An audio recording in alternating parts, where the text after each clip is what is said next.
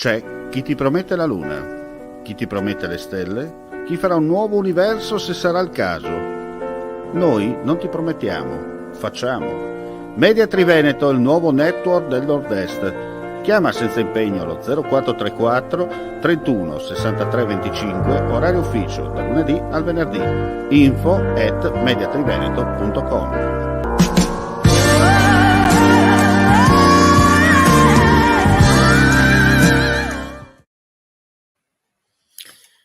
Ben ritrovati gentili amici e amiche alla visione all'ascolto per quanto riguarda l'informazione su friulitv.net. Andiamo a vedere dunque le ultimissime di cronaca avvenute nella nostra regione. Apriamo subito con la penna nera degli alpini, da sempre rappresenta per il Friuli Venezia Giulia un simbolo di speranza e di fiducia. L'auspicio della giunta regionale è quindi che la proposta di legge regionale per l'istituzione della giornata della riconoscenza per la solidarietà e il sacrificio degli alpini trovi la massima condivisione da parte di tutte le componenti del Consiglio regionale. Anche se un provvedimento simile è già stato adottato a livello nazionale, è corretto che il Friuli Venezia Giulia rimarchi in maniera autonoma il profondo rapporto che lega la regione agli alpini. Le penne nere sono infatti sempre state presenti e hanno dato un contributo inestimabile sia nei momenti drammatici, come nell'occasione del terremoto del 76, e nei momenti di emergenza, sia grazie all'impegno dei volontari dell'Associazione Nazionale Alpini nei piccoli e grandi eventi che quotidianamente vengono organizzati dai comuni. Speciale serie di eventi alle grotte di Villanova, complice il bel tempo e l'allentamento delle restrizioni. Il primo appuntamento proposto dallo staff che gestisce il sito è in programma per domenica prossima alle 10, orario di partenza dell'escursione speleo-turistica off-road, occasione unica per scoprire la grotta nuova al suo stato naturale, senza luci e camminamenti. Il pubblico sarà accompagnato dalle esperte guide di Inside FVG che garantiranno ai partecipanti al tour, età minima 14 anni, una progressione in tutta sicurezza.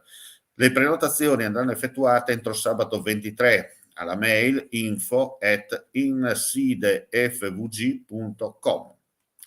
2 giornate di sensibilizzazione ambientale e di pulizia delle sponde del fiume Natisone.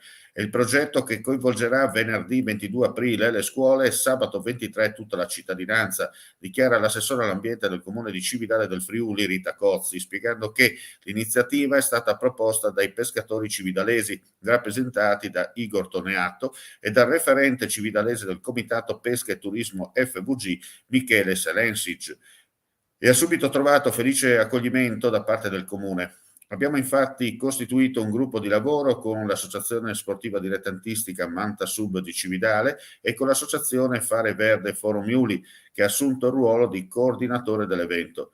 Gli interessati a partecipare possono contattare l'Associazione Fare Verde Forum Iuli, direttamente il professor Francesco Greco, alla mail fvg.fareverde@gmail.com, che gestirà le adesioni e consegnerà il materiale utile per la raccolta.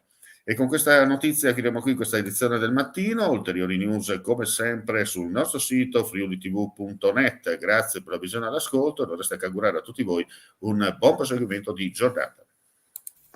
Vuoi assaggiare una birra dove al suo interno scopri la specialità tipica friulana? Lumi Beer, il prodotto ricavato in 20 ettari di terreno coltivato orzodistico, biodiversità, performance ambientale.